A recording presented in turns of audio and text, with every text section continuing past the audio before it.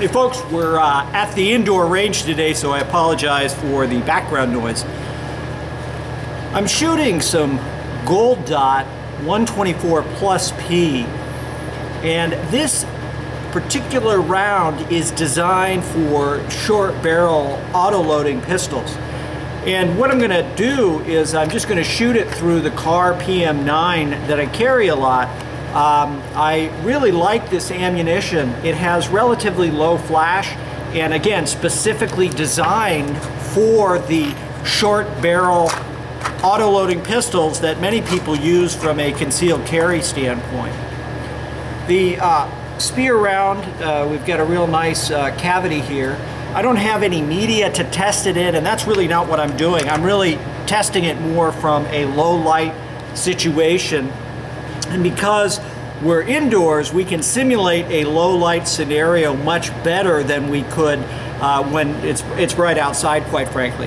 So I'm going to load up some ammunition, shoot it, and then give you guys a perspective both from my side of the gun looking out to the target and from this side of the gun, exactly what it looks like from a flash standpoint. And you can see that they've done a pretty good job mitigating the muzzle flash associated with this, which is a huge advantage in a defensive cartridge. One thing that's really important with any kind of carry gun is to make sure that your ammunition, the ammunition that you select, actually cycles in the gun. Some auto-loading pistols are sensitive to ammunition, and particularly the bullet shape on the feed ramp.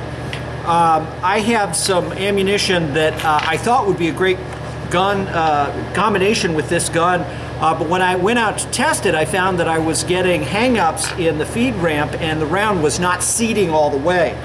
As a result, obviously, while that gun, particular ammo looked great on paper and works great in some of my other guns, it was not a good match for this. So one of the things I advocate doing is select your ammo or ammo that you're going to do, and then go shoot 50 to 100 rounds before you know that that gun is really going to work with that ammunition. Now you might say, hey, if I'm spending 20 bucks for some defensive ammunition, is it really worth, you know, spending maybe $100 on ammunition? And I would say yes, because if you were in the bad situation where you actually had to go to guns from a defensive standpoint because you were in fear for your life, knowing that the ammunition is going to cycle in the gun and potentially stop the threat is what you want to do. So we're going to go ahead now and fire this up. We're going to shoot the Gold Dot. This is the 124 grain jacketed hollow point plus P, and it is referred to on the box as the short barrel hollow point. So it is designed for a short barreled gun like the Kahr PM9.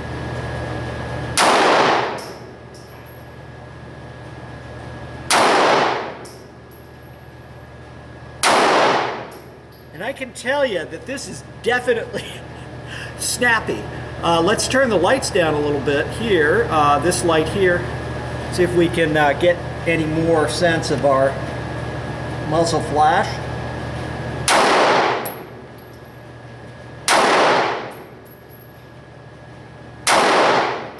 Whew.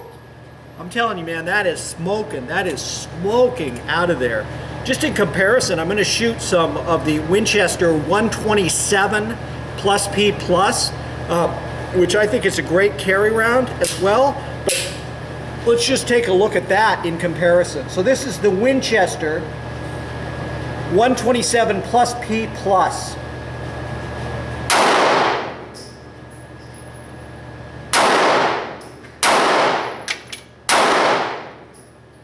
And both of them are really snappy rounds. I mean, obviously it's not like something you're going to the range and you're going to practice with this really snappy, powerful ammunition, because quite frankly, it's not a lot of fun to shoot because there is that felt recoil. I'm going to move the camera around. We'll shoot a few more rounds of looking downrange, and again from a slightly different angle, so you get some sense of the actual movement of the gun or the recoil associated with this Gold Dot ammunition.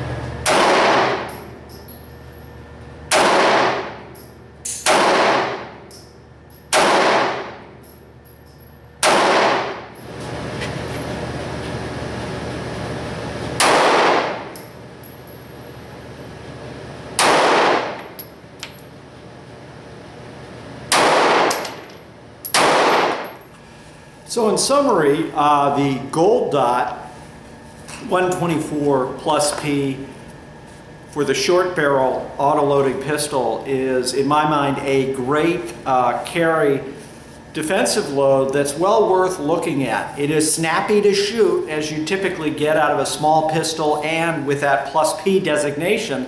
Nevertheless, it's the kind of product that does in fact cycle well in the gun. You know, I've had no problems with it, and I've shot well over, I guess, about 150 rounds to date through it.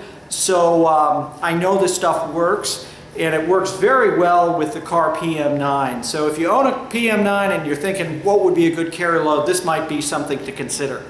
Certainly appreciate you watching and all the support we've had from the channel. If you like the video, please click the like box at the bottom of the video screen there. Certainly appreciate that. Wish you all well this holiday season, and as always, stay safe.